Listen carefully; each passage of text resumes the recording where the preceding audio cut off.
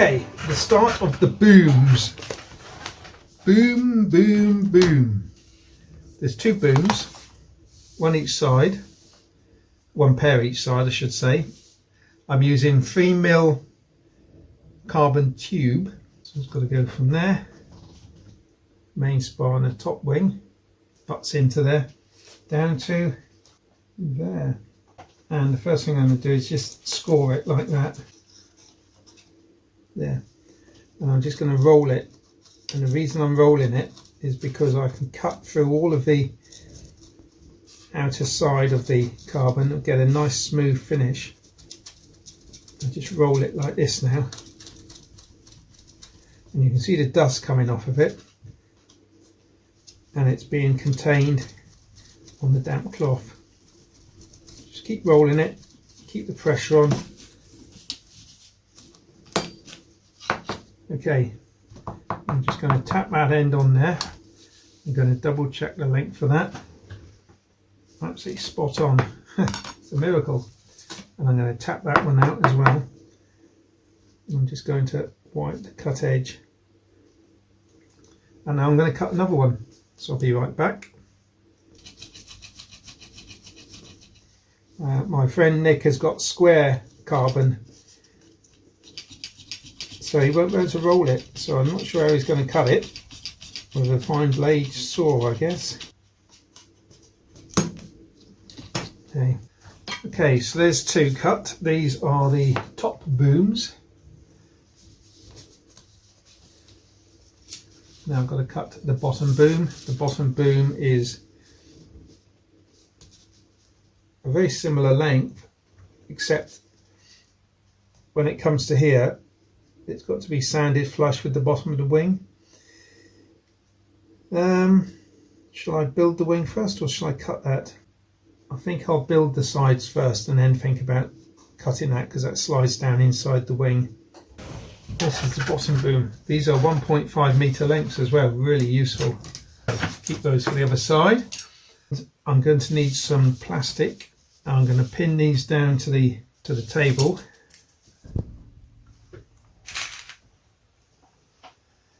I'm going to put one pin right at the back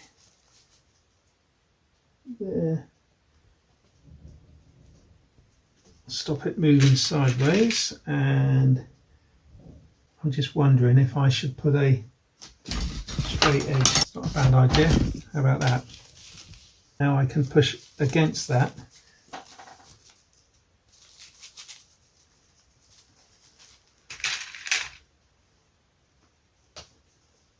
Put that in there. I can take that out. There we are. That is now precisely over the plan. I need to cut that piece there, and it needs to be angled. Right, that's for the other side. That's my first one's going in there. I wonder if it's a good idea to put that in place. Could well be. So what else I'm going to do? I'm going to sand the leading edge of this while I can get to it.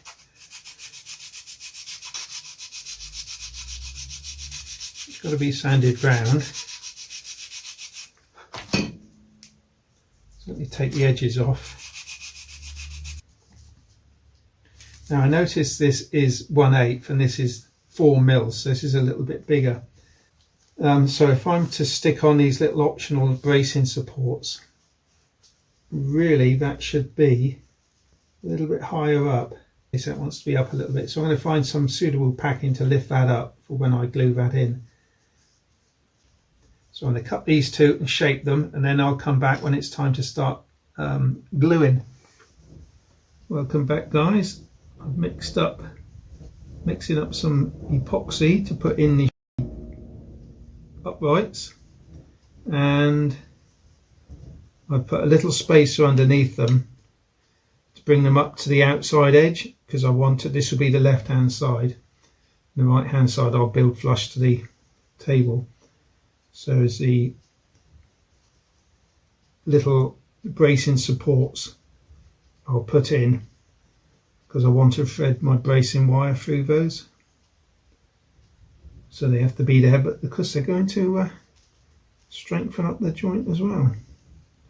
Which is rather good. Now we'll put some weights on that. In fact, let's put on the old socket weight, shall we? Perfect.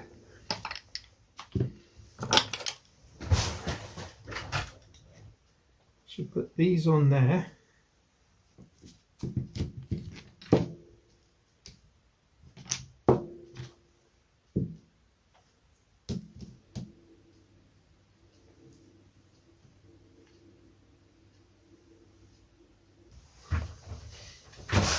Okay, let's take it off.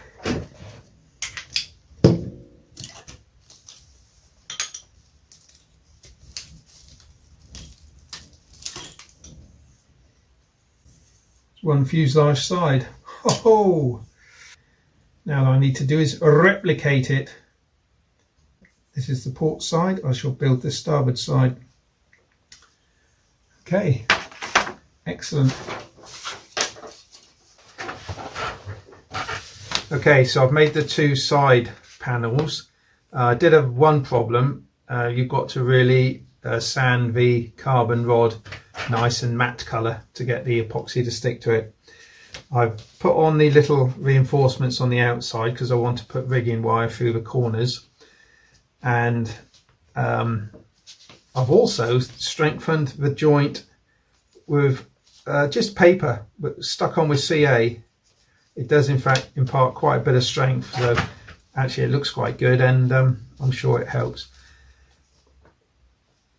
The next stage of construction is that I have to join these at the back like that, and I've got to cut out a piece of hard balsa reinforcement in the corner here. And so, but I'm thinking there's also a piece of wood that goes on the top which is angled to bring the tailplane up at the right angle. I'll make up this piece of wood here and cut a triangular piece at the back. As to whether the reinforcement tailplane tube, let's have a quick look, see if we can make it out.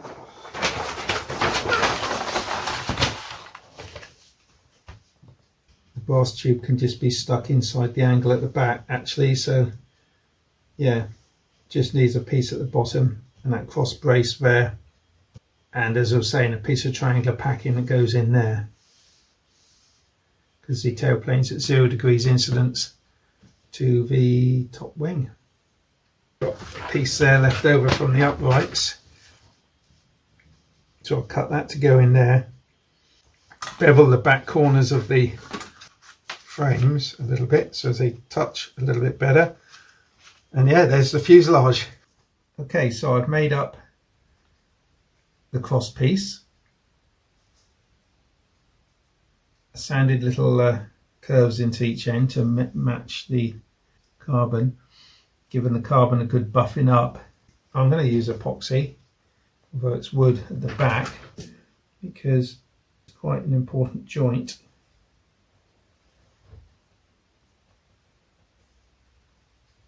I've got some spaces at the bottom there to act as, just to take it off the bottom so as it comes up a little bit.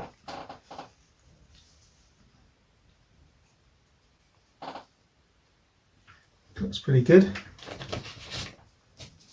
Pop that on there. And there's this little piece of wood here, which is the support for the tail skid brass tube. Now I deliberately cut the point off because it's going to make it easy to push the brass tube up then. While I'm at it, I think I'll just put a little bit extra in there.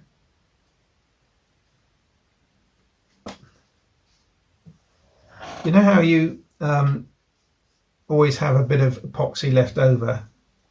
Well, not always, but sometimes you think, where can I put that?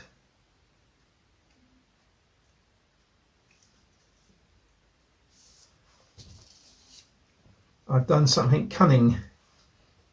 I've glued in F1 and I deliberately didn't put enough epoxy on it to finish the job, because I knew I'd have some epoxy left over. So every time I have a little bit of epoxy left over, I go back to the fuselage and I put a bit more in. And in that way, I'm not wasting any at all. I say, Cliff, that's a damn good idea. Right, good. We'll let that set and come back to it pretty soon. That's holding together really nicely. It doesn't need to be pegged at all. There's the brass tube, and that's ready to bend the tail skid. Okay guys, here's a quick mock-up. Wow, look at that. DH2 is born. It actually pays to be quite accurate with your, well, you have to be accurate to get everything to clip into place. So all the fixings need to be accurately done. Haven't made the wing struts yet, but will do.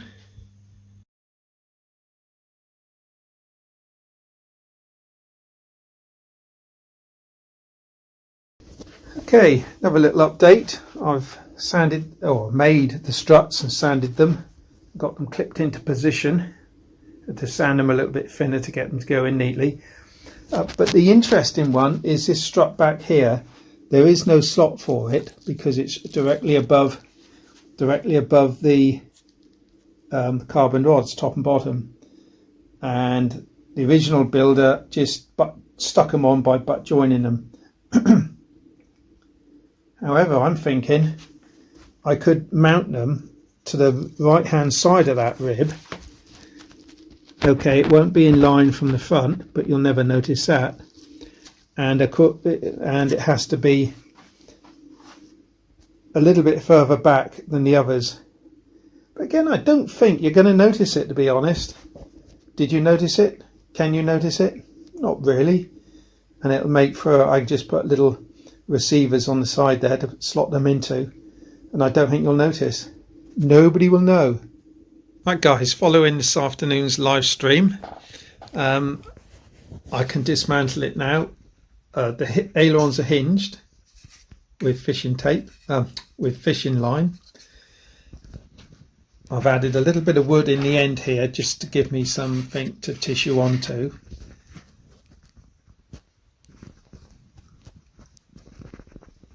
I've added mountings for the struts at the back. They're just out of line with this strut and just further back, only by a little bit, as you can see from that marking. But it's enough to give me a proper fixing at the bottom, and similarly at the top.